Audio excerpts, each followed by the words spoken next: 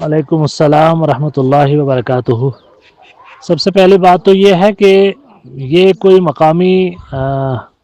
رواج تو ہو سکتا ہے کہ قربانی کرتے ہوئے لوگوں کو بلانا اور جمع کرنا اور بٹھانا،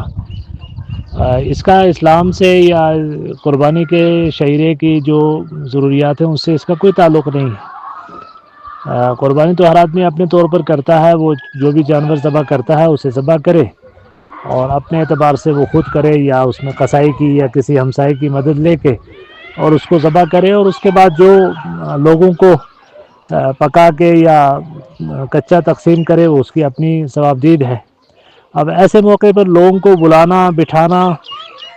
یہ میں نہیں سمجھتا کہ کوئی اچھا طریقہ ہے، بلکہ اس میں کسی حد تک فخر و مباحات اور ایک طرح سے ریاکاری کا پہلو شامل ہو جاتا ہے۔ اور یہ بعض علاقوں میں دیکھا گیا ہے کہ وہ گھر کی چھت پر قربانی کی جاتی ہے، محلے والوں کو سب کو بلا کے بٹھایا جاتا ہے اور وہ جانور کی تعریف کرتے ہیں، کو کچھ کرتے ہیں، پھر اس کے بعد وہ ذبح کرتے ہیں اور پھر جو تھوڑا تھوڑا تقسیم کیا جاتا ہے۔ تو یہ طریقہ بذات خود اچھا نہیں ہے۔ تو جب یہ تقریب ہی بذات خود غیر ضروری ہے تو اس میں کسی کو بلانا جو ہے یہ تو خود فضول چیز ہوئی۔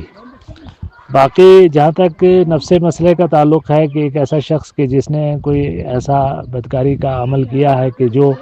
لوگوں میں معروف بھی ہو چکا ہے اور اس کے بدرکاری کے اثرات بھی موجود ہیں، تو ان سے سماجی طور پر بیزاری اور بائیکاٹ ہونا چاہیے۔ یہ تو ایمان کا ادنیٰ ترین حصہ ہے کہ ہم کم از کم اگر ہاتھ سے یا زبان سے نہیں کر سکتے تو دل سے برا جانیں یا اس اپنے نفرت کا اظہار کریں۔ وہ برائیاں کہ جن پر شرعی حدود نافذ ہوتی ہیں، اگر ہم اپنے ملکی قوانین کی رعایت میں ان حدود کو نافذ نہیں کر سکتے اور قانون بھی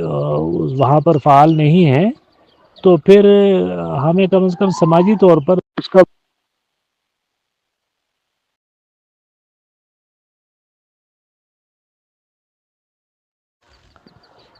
گفتگو میں کسی طرح سے خلل پیش آیا، تو میں عرض کر رہا تھا کہ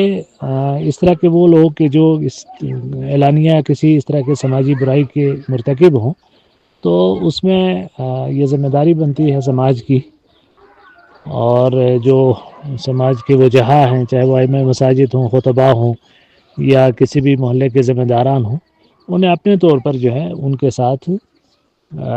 دوری بنا کے رکھنی چاہیے کم از کم اس طرح کے لوگوں سے، نہ کہ ان کو اس طرح کی تقریبات میں بلا کر اس میں شریک کرنا۔ تو یہ غلط بات ہے۔ واللہ تعالی عالم۔ السلام علیکم ورحمۃ اللہ وبرکاتہ۔